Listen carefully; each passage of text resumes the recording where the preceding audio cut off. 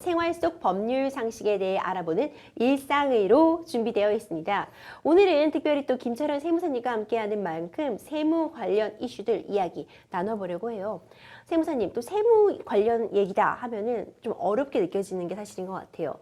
계산도 해야 되고 법도 자주 바뀐다고 하고 너무 머리 아파 이렇게 생각하시는 분들이 많을 것 같은데, 세무 관련해서 이거 하나는 그래도 알아두면 좋다 하는 거 딱 한 가지 찝어주신다면요.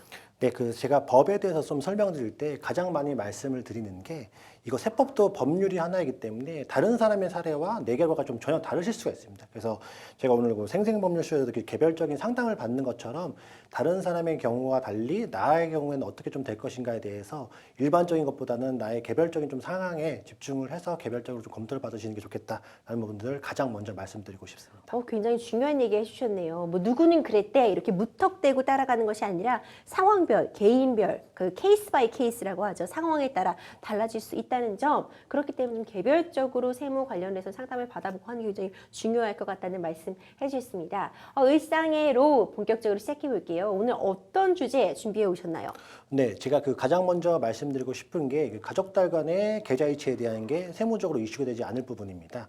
그래서 무심코 가족들 간에 계좌이체를 하거나 현금에 대해서 주고받았을 때 이게 세무조사로 이어지는 경우가 굉장히 안타까운 경우가 많습니다. 그래서 무심코 우리가 생각 없이 서로 간에 돈을 주고받았다라고 하는 것들이 세무조사로 이어지는 리스크가 좀 있기 때문에, 그러지 않기 위해서는 증여세에 대한 부분들을 미리 좀 준비하시고 이것들이 세무적인 리스크가 이어지지 않도록 꼭 한번 체크를 한번 해보시는 걸 첫 번째로 말씀드리고 싶습니다. 그런데 사실 가족 간에 이렇게 일어날 수 있다는 말씀이신 거잖아요. 네. 그런데 워낙 가족 간에는 부모님께 용돈 드릴 때도 있고요. 뭐 당연히 부부 간에 서로 돈 오가는 일 정말 많은데 당연히 계좌이체 그냥 하게 되잖아요. 그런데 이게 문제가 될 수 있다는 말씀이신가요?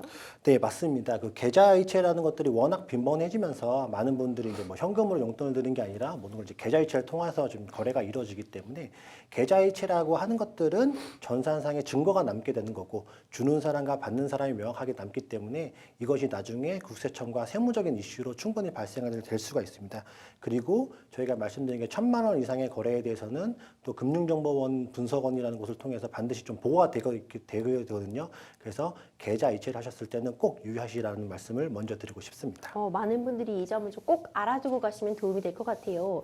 그럼 부모 자식 간 얘기부터 좀 해보면 좋을 것 같거든요. 부모 자식 간의 계좌 이체가 일어나면 이 부분이 증여로 볼 수 있다는 말씀이신 거죠? 네, 맞습니다. 아까 말씀드린 것처럼 가족들 간의 계좌 이체 자체가 증여로 볼 수 있습니다.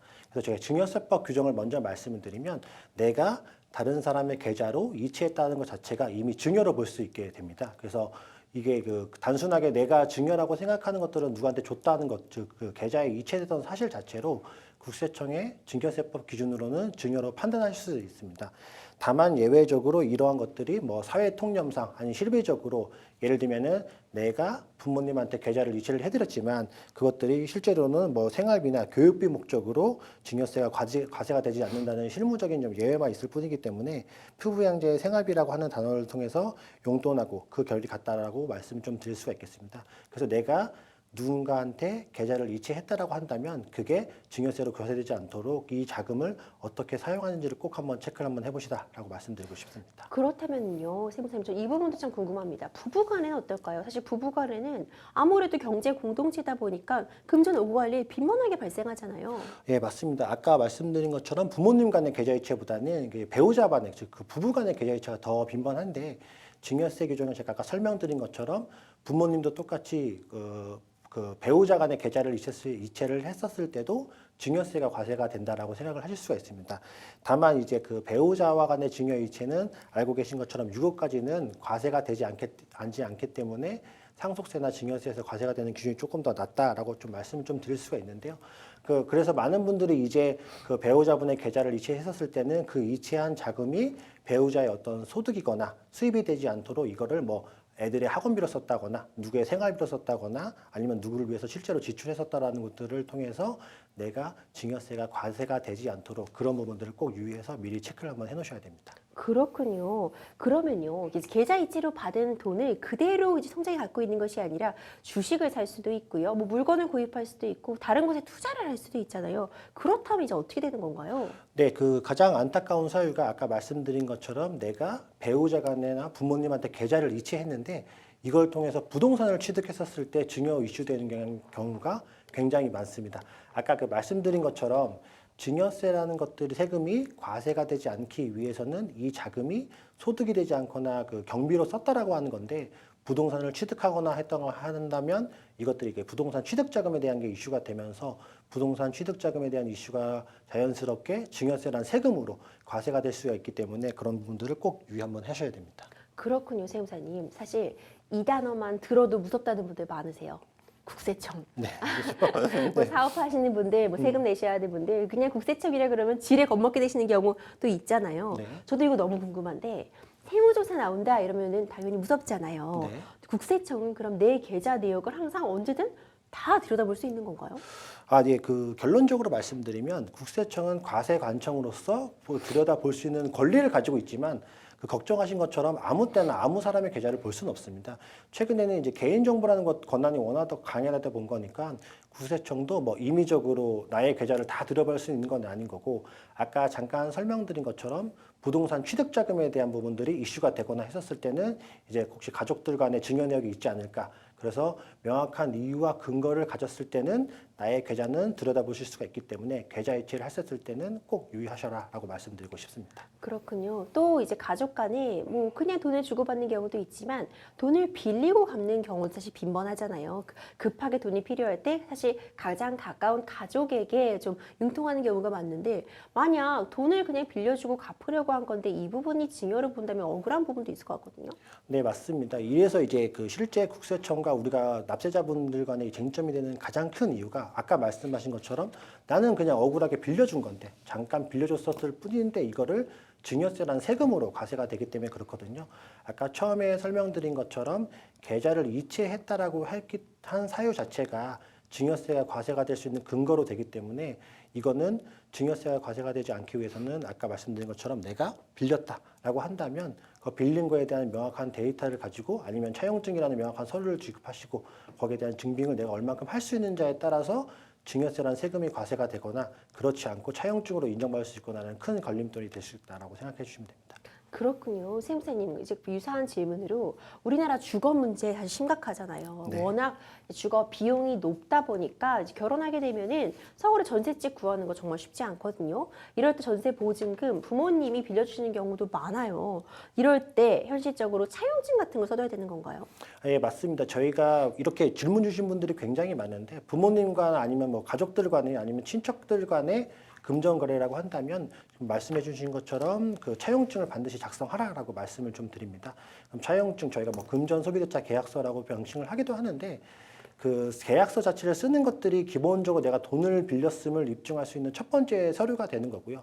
두 번째는 단순하게 차용증을 썼다 그래서 국세청이 채무로 인정하는 것들이 아니라, 그거에 대한 정해진 이자나 비용에 대한 부분들을 명확하게 작성을 해서 서로 간에 주고받으셔야 됩니다. 그래서 차용증이 쓰는 거는 가장 기본적인 거고, 그리고 두 번째는 차용증의 내역대로 이자 비용을 지급하시거나 아니면 원금을 상환하시거나 그런 부분들을 계약서 내용대로 꼭 진행을 하셔야지만 추후에 세금이 부과되지 않는 그런 리스크를 좀 피하실 수가 있습니다.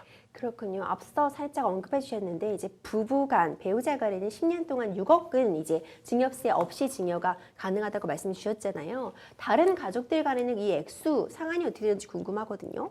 네, 저희가 배우자가 아까 말씀드린 것처럼 증여세라는 세금이 과세되지 않는 증여재산 공제가 6억의 기준인 거고, 그거 말고 직계 존속, 저희 부모님들은 직계 존속이라고 표현하고 직계 비속은 이제 자녀들이라고 표현하는데, 그 성년인 경우에는 5천만 원, 그리고 미성년자인 경우에는 2천만 원까지 공제가 가능합니다. 그리고 그 외에 형제, 자매, 며느리, 사위, 그 외에 기타 친족들은 저희가 1천만 원 내에서만 과세 증여세가 공제가 되거든요. 그래서 단순하게 설명드리면, 내가 배우자한테 6억까지 줬다라고 하면 세금이 부과되지 않는 거고, 6억 100만 원을 줬다라고 한다면은 6억을 넘는 100만 원에 대해서는 증여세라는 세금이 과세가 될 수 있다라고 여러분들께서 이해해 주시면 될 것 같습니다. 그렇군요. 세무사님, 앞서 계좌이체 하면은 이제 증거가 투명하게 남는다 이렇게 좀 설명해 주셨잖아요. 그럼 저도 언뜻 이런 생각하게 되거든요. 그럼 계좌이체 같은 거 하지 말고 현금으로 거래하면은 증여세를 낼 필요가 없나 이런 생각 원초적으로 들거든요. 어떤가요? 네, 실제로 사업하신 분들이 이렇게 고민하셔서 저희한테 질문 주신 경우가 굉장히 많습니다. 그래서 뭐 현금이라고 하는 것들이 워낙 그 히스토리를 찾을 수 없기 때문에 현금의 흐름 자체가 국세청에서 파악하는 건 좀 쉽지 않습니다. 그래서 만약에 현금을 지출하신다면 첫 번째는 현금 영수증을 발급하지 않은 게 꼭 한 가지 포인트가 되실 수가 있습니다. 현금을 지출하면서 현금 영수증을 발급받으면 내가 현금을 썼다라는 것들을 다 입증을 하게 되는 거거든요. 그래서 현금 영수증을 발급하지 않는 게 첫 번째 이슈가 되실 수가 있고요. 두 번째는 만약에 이렇게 현금 거래를 하신다라고 한다면 앞서 설명드린 것처럼 부동산을 취득하거나 아니면 또 다른 자산을 취득하셨을 때는 또 취득 자금에 대한 게 충분히 이슈가 될 수가 있기 때문에 이러한 자금은 뭐 단순하게 소비로 썼다라고 하면은 국세청이 모를 수가 있겠지만 이걸 통해서 어떤 자산을 취득하겠다, 재산을 형성했었다고 한다면 국세청이 여기에 대해서 확인할 수가 있기 때문에 그 부분들을 꼭 한번 유의하라고 말씀드리고 싶습니다. 그렇군요. 또 앞서 좀 언급해 주셨어요. 1,000만 원 이상 거래하면 고액현금 보고제도에 따라서 이제 보고가 되게 된다 이런 말씀해 주셨는데 그럼 1,000만 원 이상 거래할 때는 무조건 증빙을 갖춰놓는 게 안전할까요? 예, 맞습니다. 1,000만 원 이상의 거래에 대해서는 아까 말씀드린 것처럼 보고가 자동적으로 되게 있습니다. 이거는 선택사항이 아니라 그 어세전 국세청과 어떤 프로그램의 전산상 시스템에 의해서 자동적으로 보고가 되기 때문에 1,000만 원 이상의 금전 거래에 대해서는 앞서 설명드린 것처럼 이게 왜 지출이 됐는가를 꼭 한번 거기에 대한 히스토리나 메모를 남겨주시는 거 좋고요. 여기서 꼭 하나 말씀드리고 싶은 게 많은 분들이 또 한 가지 오해하시는 게 그럼 내가 뭐 지점별로 여러 군데를 가면은 이게 그 1,000만 원의 금액이 넘지 않겠다라고 생각하시는데 이러한 1,000만 원은 지점별 금액이 아니라 그 은행별로 그 금융기관별로 있기 때문에 이 부분도 꼭 한번 체크를 한번 해보시기 바랍니다. 네, 가족 간의 어떤 그런 계좌 이체나 금전 거래 쉽게 볼 게 아니라 증여세 신고할 거는 꼭 하고 또 고액 현금 오고 간다면 고액 현금 보고 제도에 따라서 보고될 수 있다는 점도 꼭 기억해 두시면 좋겠습니다. 지금까지 생활 속 법률 상식들을 전해드리는 일상애로 함께 했습니다.